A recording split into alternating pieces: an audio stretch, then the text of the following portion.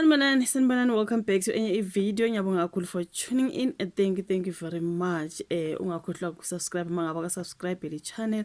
Subscribe like video, share video as well. So now guys, asikhulumeni ke ngodaba trendayo olwamaphoyisa, the police department, police minister, the KZN General Commissioner Ubaba Mhlanhla Mkhwanazi, and yeah, there's just a whole lot okwenzekayo laphana bafethu emva kwe press briefing abe nayo ke Ubaba General Mhlanhla Mkhwanazi ke yeah, hayi wasekhipha amabhomu ke amanye bafowethu izinto akhulume ngazo ke laphana exposing the Minister of Police into kanjalo kuningi ke osokushiwo enkundleni zokuxhumana eindabeni yonke indawo nje bafowethu kusalokhu ukutrenda laba babili, the General and the Minister of Police.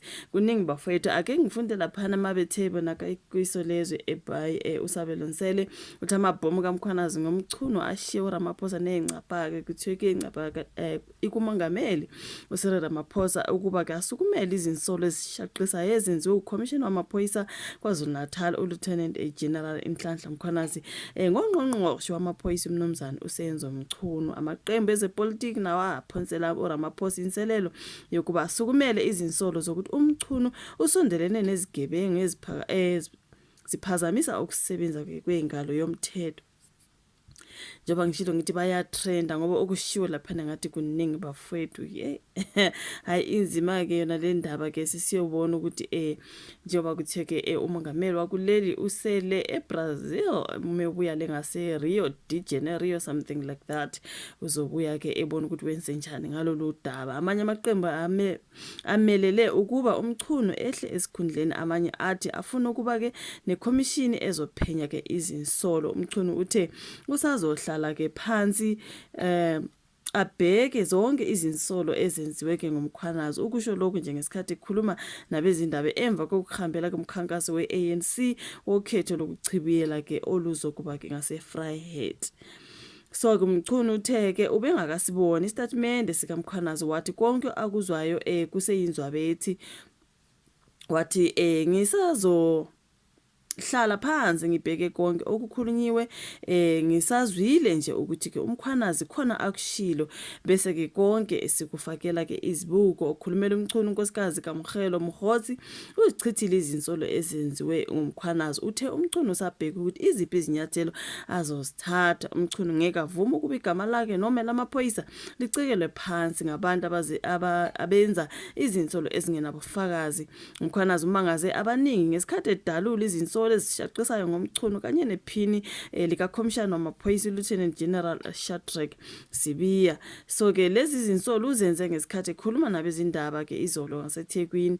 Umkhwanazi ubedlube umfaniswano wophiko lwamaphoyisa olukhethekile Special Task Force gakweke amanye amaphoyisa nawo abedlubheke umfaniswano walolu phiko kuphinde kube khona ke nabaphathi bamaphoyisa esifundazweni. So umkhwanazi ubengagayelwe emphako njengoba ke waphimisa namagama ukuthi ukulungele ukufela ensimini. Izinsolo zikaMkhwanazi zishiyeka abantu abaningi bebambe ngezansi njengoba ke egeqa amagula ngakubize ngokungcola okufaka phakathi osopolitiki, amaphoyisa nabashushisi. Mkhwanazi wenze izinsolo zokuthi umchuno wanquma ukuhlakaza ithimba eliphenya ukusoconga kwesopolitiki lapha KwaZulu-Natal ngenxa yokuthi ke elathi kamizi isidleke sesidakamizwe esilawulwa abantu Gauteng. Mkhwanazi uthi amaphoyisa aseGoli acela ukuba ithimba eliphenya ukubulawa kwasopolitiki lapha KwaZulu-Natal lizokwelekelele kuphenyeni isidleke sesidakamizwe okuthiwa sisabalele kulo lonke la kuleli. Utheke kwase kusele kancane ukuthi ithimba ke lisombulula amacala abucayi enzeke eGauteng okubala kuwo ke nokubulawa kwabaculi abadumile. Utheke emva kwaloko kwabe sekuphuma umyalelo wokuba kuhlakazwe ithimba eliphenya ngokubulala kosopolitiki.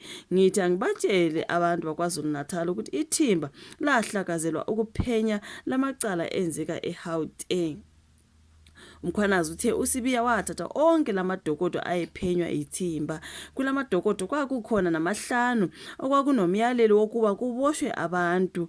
Kuze kube manje nje lamadokodo ahlezi ehofisi likaSibiya akuboshwe muntu.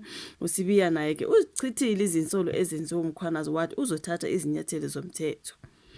Okunye kokuvezwe ngumkhwanazi ukuthi umchunu waphika ukuthi uyamazi omunye wamaqabane akhe uNomzana uBrown Mkhosi waseNorth West ekhuluma phambi kwekomiti laseParliament, kodwa wabuye wavuma ukuthi uyamazi. Uphinde waveza ukuthi kwaba nokuxhumana phakathi kukasomabhizinisi oboshwele amacala athinta nokuzama ukubulala umnumzana uVusumuzi Matlala abatholeke kwimiyalezo yeselula yakhe ukuthi umchunu wayexhumana noMkhosi.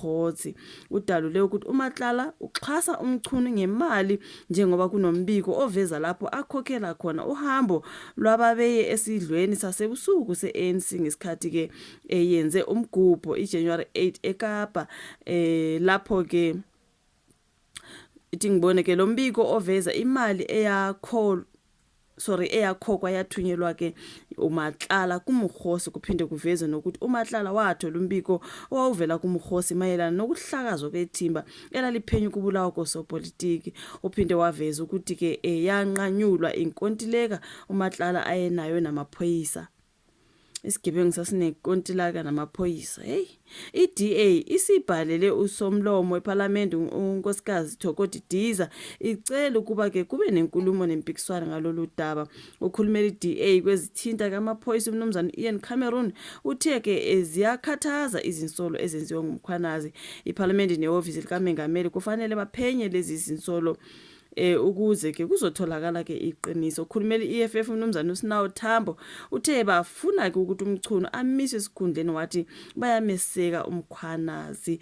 Usotswebu ke we-UDM eParliament uMnumzana uNqaba Yomzi Kwangwa uthe umchunu akufanele aze alinde ukuthi atshele ukuthi akagudluke esikhundleni. Shuthi kumele azigudlule ke uma ke kuukuthi uyazi ukuthi akanacala kufanele agudluke esikhundleni khona kungeke kuphazamisele uphenyo. Umholi weBoss uMnumzana uMusi Mayimani uthe bafuna izinsolo zikaMkhwanazi ziphenywe na uphiko oluphenya amacala enkohlakalo iSpecial Investigating Unit SIU. Kuningi nje lapha bafethu ngalolu daba luka Lieutenant General Nhlanhla Mkhwanazi no Minister of Police. So yawaphika ke na lawo ma allegations uMinister wamaphoyisa.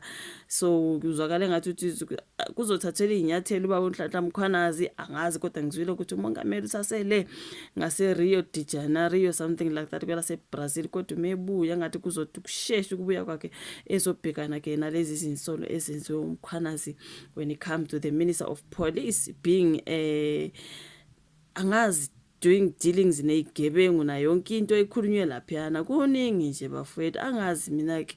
Usho vola ka comment section, like ivideo, subscribe, share, sesiyobona nakwezayo. Bye.